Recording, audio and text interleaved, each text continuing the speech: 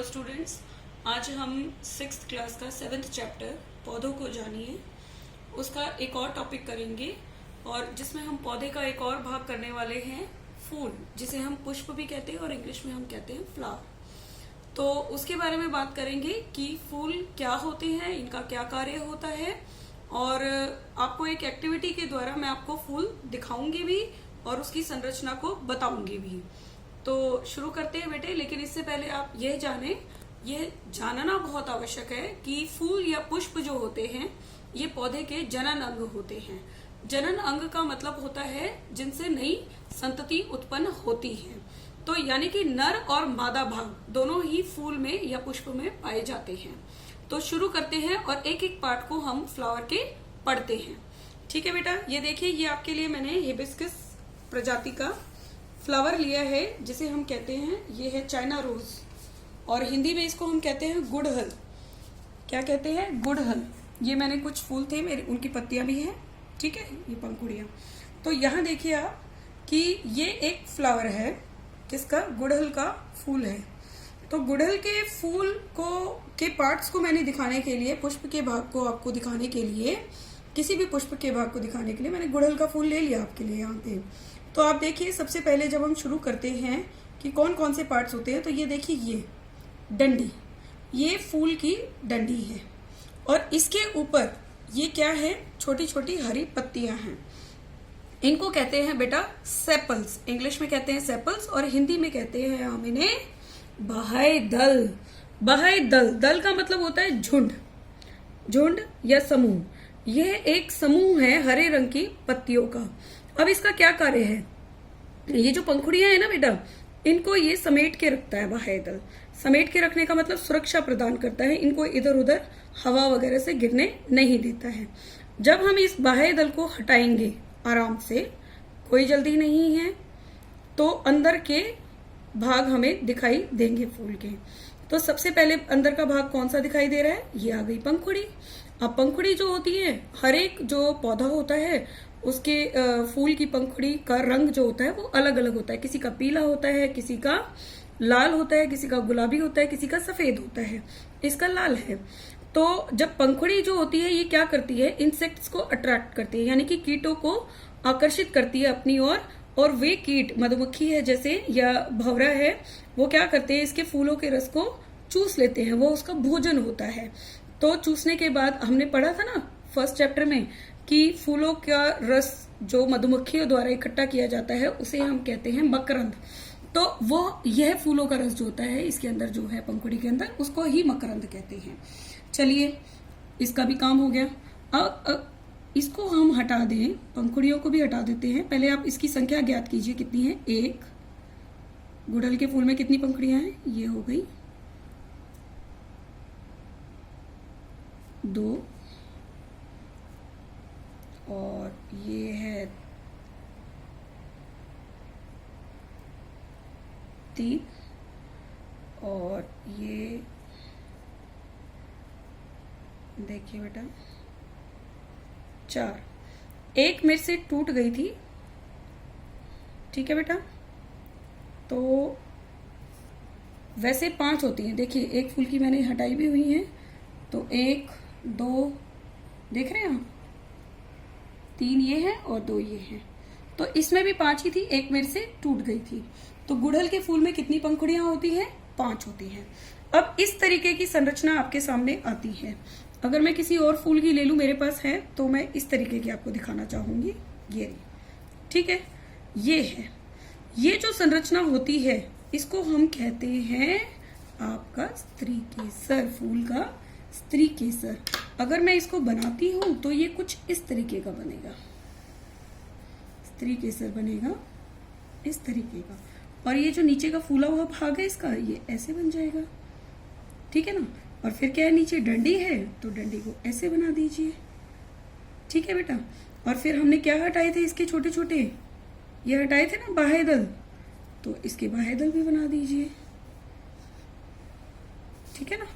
अब ये जो स्त्री केसर है इसके 3 भाग हैं। ठीक है, पहला होता है वर्ती काग्र, दूसरा ये जो गर्दन है इसकी, इसको कहते हैं वर्तिका। और तीसरा ये जो फूला हुआ भाग है इसको हम कहते हैं अंडाशय। ये तीनों ही मिलके बनाते क्या हैं, यहां लिख देती हूं, स्त्री केसर। अब स्त्री केसर क्या होता है, फूल का मादा भाग। ठीक है, समझ में आ गया। और ये क्या था आपका बाह्य दल, बताया था मैंने आपको, जो पंखुड़ियों की सुरक्षा करता है, यू। समझ में आया।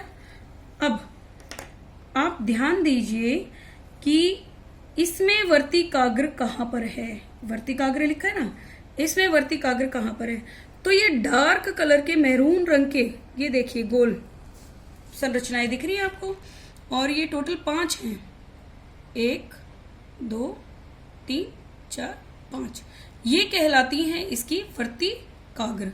और ये लंबी सी गर्दन जो है, ये वाली लंबी गर्दन है जो, ये वर्तिकाग्र हो गया, ये वर्तिका हो गई, और ये अंडाशय है। इसमें अंडाशय क्लियर दिख रहा है, देखिए, है ना। अब इन्हीं के साथ ही एक और संरचना होती है यहाँ पर, जिसको मैं बनाना चाहूंगी आपके लिए। ये ध्यान देंगे, ऐसी होती है ये। अगर आपको मैं दिखाऊं, ये वाली जो पीली पीली संरचनाएं हैं, ये वाली दिख रही है, ये वाली आपको एक मैं तोड़ के और यहाँ रख के दिखाती हूँ। बहुत ही छोटी है बेटा, फिर भी मैं दिखाने की कोशिश करती हूँ। दिख रही है आपको, और भी दे देती हूँ अलग से।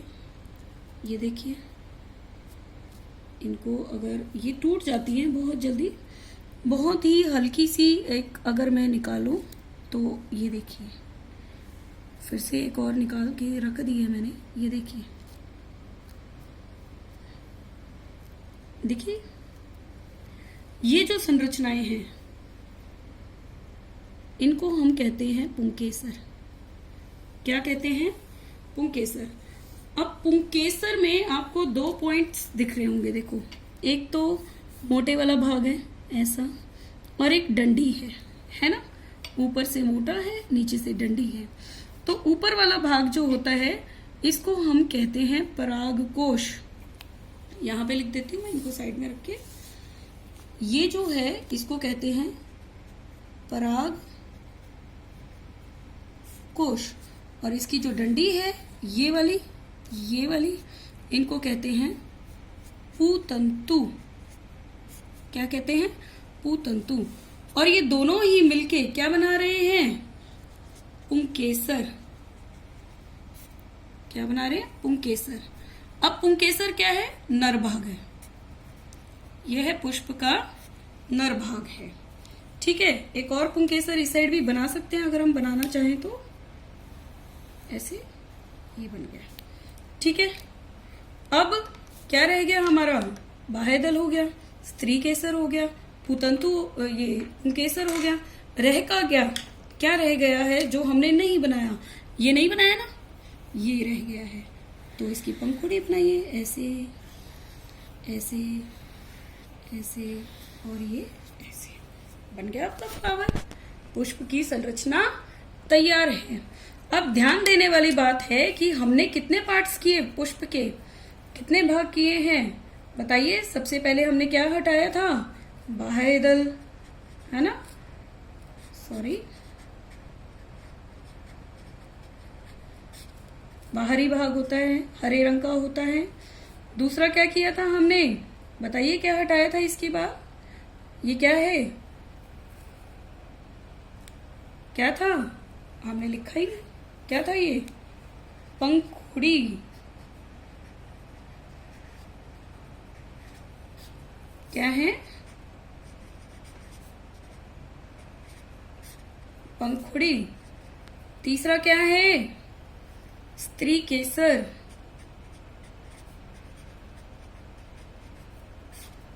और चौथा क्या है, पुंकेसर।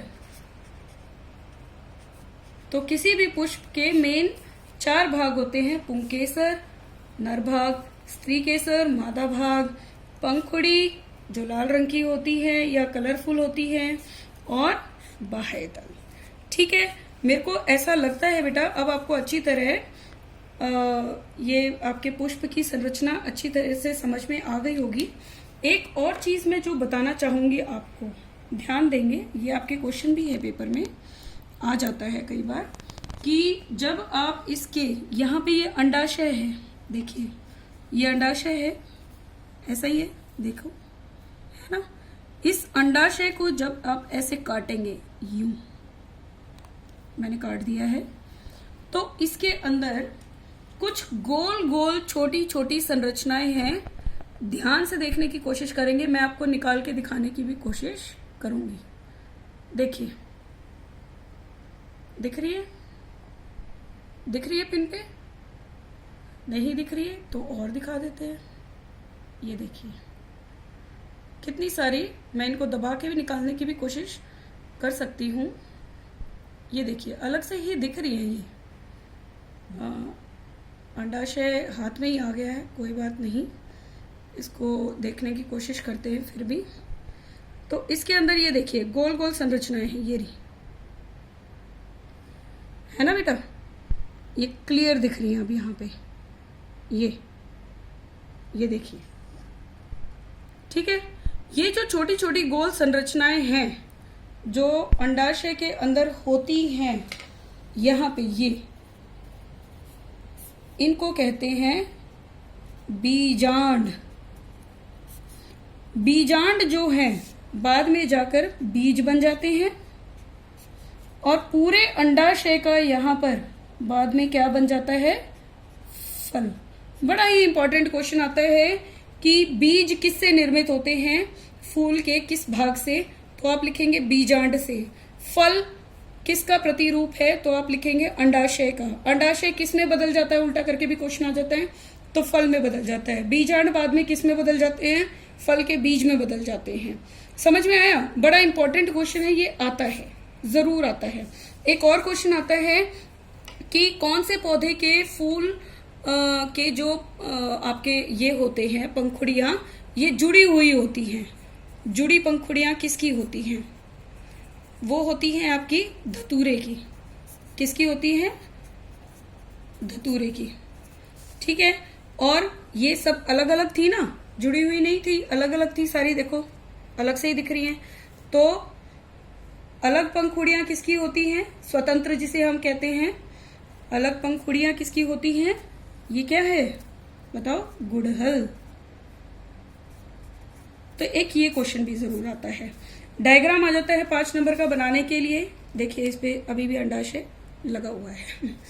ठीक है, तो डायग्राम आ जाता है 5 नंबर का बनाने के लिए, या फिर ये आ जाता है अंडाशय किस में बदल जाता है, बीजांड किस में बदल जाते हैं, या फिर जुड़ी पंखुड़ियां कौन से पौधे के फूल की होती हैं, या फिर अलग अलग पंखुड़ियां कौन से पौधे के फूल की। इस टाइप के क्वेश्चंस आपके पेपर में आते हैं। तो अब मुझे लगता है कि आप लोगों को अच्छी तरह ये चैप्टर समझ में आ गया होगा, ये वाला टॉपिक स्पेशली। तो अगला टॉपिक देखते हैं अगली बार, नेक्स्ट वीडियो। Thank you.